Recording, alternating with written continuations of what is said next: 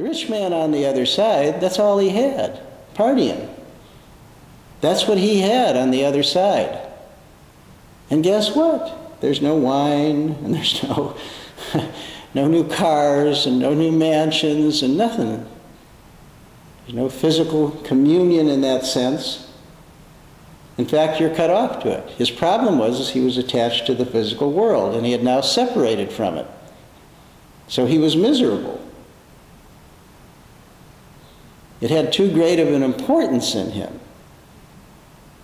We can presume that Lazarus somehow rose above that. And the reason that they're so extreme is not that that's what actually happened. It's a parable. It's to show us the difference. It's better to operate through spirit and soul, because on the other side, as you leave the physical body, your consciousness takes with it the level that it attained on this part of the realm.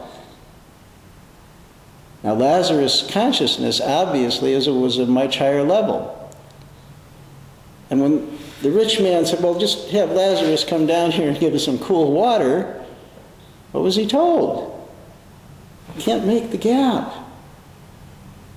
You believe in money. We believe in spirit. You believe in the physical plane. We believe in the evolution of consciousness. How do we get to you? And then, of course, the argument, well, send us someone. And the response is, which Jesus was predicting something, I'm telling you, not Moses, not Elias, not Buddha, nobody. There are many that have come to the planet to show us the way, and only a few listen.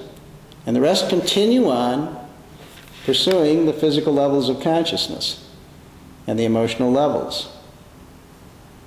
And then we know, as part of chirothesia, that abundance goes along the way. The lilies of the field are adorned. The birds of the air are taken care of. If you listen or buy Oprah Winfrey, who the last time I checked was doing remarkably well in the area of abundance, but she doesn't seem to be nutso about it. It isn't her be-all and her end-all, and when she's asked how it is she's got all of this going on and these multi-million-dollar things happening, she says she's standing in God's flow. That's her simple explanation. I am standing in God's flow. I didn't create this. I'm just here dispensing and doing the best I can with it. Now that seems to indicate that she's operating at a different level. Something else is going on. And, you know, as we look at her, we do see her trying to help others.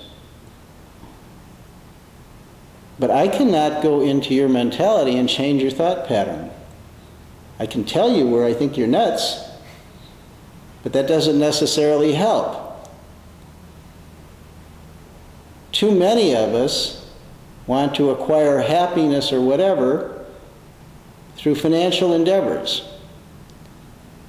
It has to do with our mentality, our state of mind. It has to do with thoughts of harmony, of peace, of love, of joy. And those are the fruits of the Spirit, so to speak. Those are what fuel us. Kindness, gentleness.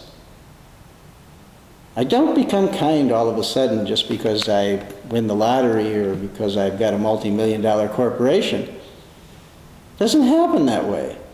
I don't all of a sudden become a virtuous man because I am President of the United States. If I'm not a virtuous man, by the time I get there, I'm probably going to use that power to do some rather destructive things for my own particular benefit in controlling that which I now have power over to the detriment of many. But if I am virtuous by the time I attain the office, my chances of not allowing that power to corrupt me are greater. And I may be then able to help others. So our thrust here has to do with desire. And what do you want in your life? It's said of Rockefeller that he got generous after he figured out he was going to die. Up until then, he could care less. But as soon as he knew he had just a short time left, he started setting up charities and all kinds of stuff. Because he got figured out he wasn't going to be able to take all that with him, and he needed some backup, so to speak. His mentality turned to other things. I don't know whether it helped him or didn't help him. I know he had a tremendous consciousness in accumulating wealth. But if that's all that we're about, we've missed out on most of life, practically all of it. Our physical needs have a place. Our emotional needs have a place. Our mental needs have a place. It's very difficult to emotionally survive and physically survive in this world if mentally you're constantly worried and at odds with what's going to happen to you. There are numerous people that have had the physical body well taken care of that could not survive emotionally and took their lives because mentally and emotionally they were a wreck. They did not control their mental, emotional bodies. Those bodies only get controlled through spirit, through soul, individualized spirit. We must desire to operate from that level.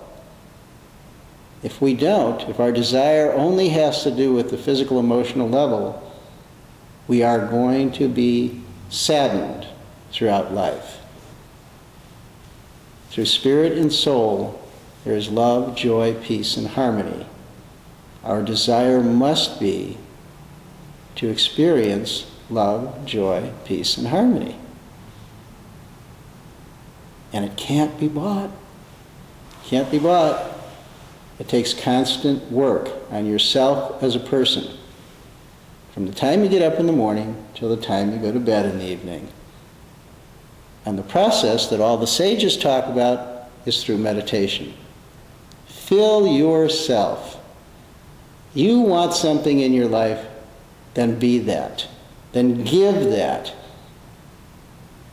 If I only have 10 cents worth of love, then give it all away, so that there's room for more love to come in. If I'm going to hang on to my 10 cents of love and wait for more to come to pick it up from one spot or another, I can't grow. I'm not allowing myself to be a loving being. And if I don't allow myself to be a loving being, why should I be loved? Peaceful being. I must allow myself to be peaceful. Harmony, the same. I have to let it happen within my life, and I cannot purchase it. So we all need to have clear ideas of what we want in our life, what we desire in our life, and then take a real good look at how we make that happen. How do we make that happen?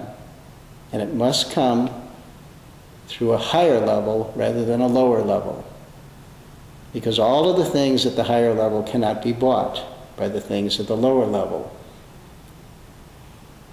Mind, emotion, and physicality are byproducts.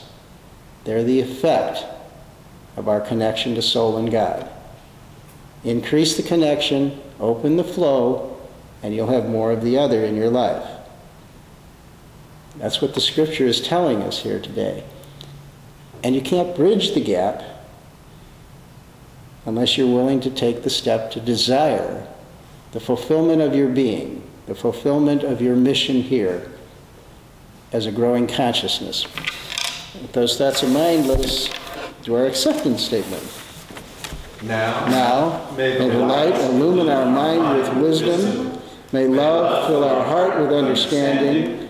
May the one light shine forth from our innermost being, so that we walk renewed in light, life, love, today, tomorrow, and forever.